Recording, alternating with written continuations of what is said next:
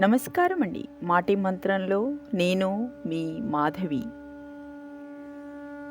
చెడు స్వభావం కలవారని తెలిస్తే సొంత వాళ్ళైనా పరాయి వాళ్ళైనా సరే పక్కన పెట్టండి. ఎందుకంటే మన తోటలో పండిన మిరపకాయే కదా అని కళ్ళల్లో పెట్టుకుంటే అది మండకుండా చల్లగా ఉంటుందా? అలాగే ఎవరి స్వభావం వారిది. అదుపు తప్పి కింద పడితే ఆదుకోదు లోకం. దారిలో చీకటైతే తోడురాదు నీడ. చెయ్యి జారి దూరమైతే చేరుకోదు ప్రేమ. అలసిపోయి కన్ను మూస్తే ఆపలేదు బంధం. అందుకే ఎప్పుడు నిన్ను నువ్వు నమ్ముకో. ఎవరి దగ్గర మన సంతోషం రెట్టింపవుతుందో, ఎవరి దగ్గర మన బాధలు సగమవుతాయో, ఎవరు కలిసినప్పుడు మన మనస్సు ప్రశాంతంగా ఉంటుందో వారే మన ఆత్మీయులు. మూర్ఖులతో వాదన బోర్లించిన కుండపై నీళ్లు పోసినట్లు నీరుని ఎంత పోసినా చుక్క నీళ్లు కూడా లోపలికి వెళ్ళవు. మూర్ఖుడితో ఎంతసేపు వాదించినా ఫలితం శూన్యం. సాలెపురుగు ఎంతో సహనంగా గూడు కట్టుకుంటుంది. ఒక్క చీపురు దెబ్బకు మొత్తం పోతుంది. అయినా అది నిరాశ పడదు. మళ్ళీ తన ప్రయత్నం మొదలు పెడుతుంది. మనం అయినా అంతే. అన్నిటినీ కోల్పోయినా భవిష్యత్తు ఇంకా మిగిలే ఉంది. దిగులు పడకుండా తిరిగి ప్రయత్నించే విజయం మనదే. కష్టం ఎవరు కొనేది కాదు, ఆనందం ఎవరు అమ్మేది కాదు. జీవితం ఇచ్చే అనుభవాలే కష్ట సుఖాలు అంతే. ఒడ్డుకి చేరిన వారి మాటలు ఒకలా ఉంటాయి, నీళ్లల్లో ఉన్నవారి ఆలోచనలు మరోలా ఉంటాయి. ఒకరిది అనుభవం, మరొకరిది పోరాటం. ఈత వస్తేనే నీళ్లల్లో బతకగలం, లేదంటే పోతాం. కానీ ఈ సమాజం మధ్య బతకాలంటే ఇంకా చాలా చాలా విద్యలు తెలిసుండాలి. గెలిచిన వారికైనా ఓడిపోయిన వారికైనా రోజులో ఉండేది అంతే సమయం. కాకపోతే గెలవాలనుకున్న వారు నిరంతరం కష్టపడుతూ ఉంటారు. ఓడిపోయేవారు అంతసేపు కష్టపడాలా అని బాధపడుతూ ఉంటారు. మనస్సులో ఏది నాటితే అదే పెరుగుతుంది. ద్వేషం, పగ, ప్రేమ, ప్రతీకారం, నిరాశ, ఇలా ఏదైనా దేనిని పెంచుకోవాలో నిర్ణయించుకోవాల్సింది మనమే. మనస్సులో కల్మషం లేనివారు మన ముందైనా మన వెనకైనా ఒకేలా మాట్లాడతారు. ఒంటి నిండా విషం నింపుకొని ఉన్నవారు మన ముందు తియ్యగా, మన వెనకాల చేదుగా మాట్లాడతారు. కానీ ఒకటి మాత్రం నిజం, సింహంతో స్నేహం చేసుకోవచ్చు, కానీ నక్కలతో స్నేహం అత్యంత ప్రమాదకరం.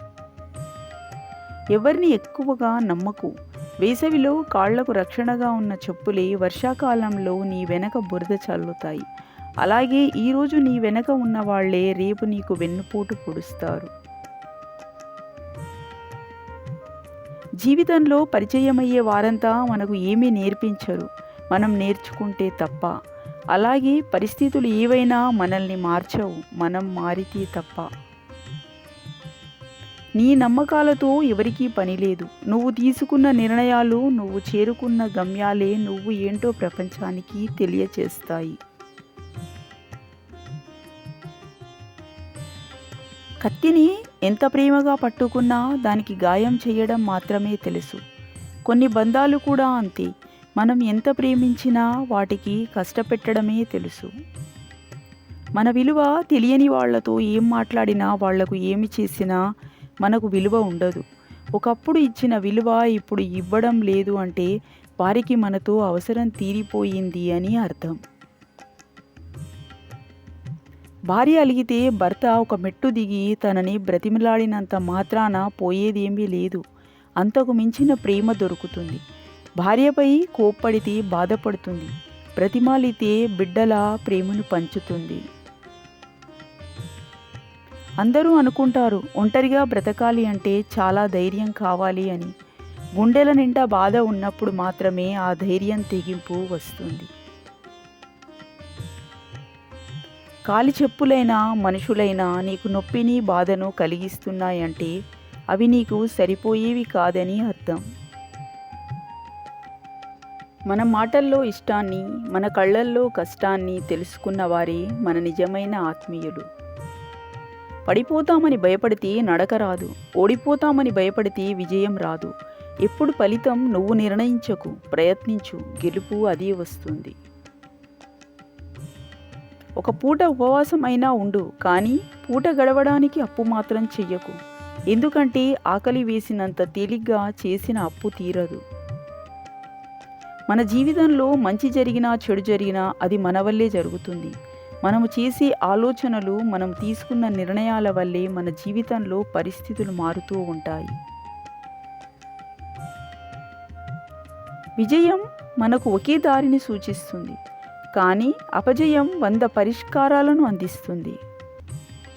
నువ్వు నిశ్శబ్దంగా మౌనంగా ఉన్నట్లయితే ఆ భగవంతుడు తన అతి చిన్నని స్వరంతో నీకు ఇచ్చే ఆశీర్వచనాలు నీకు తప్పక వినబడతాయి. మీ విలువైన సమయాన్ని కేటాయించి ఈ వీడియోను చూసినందుకు ధన్యవాదములు.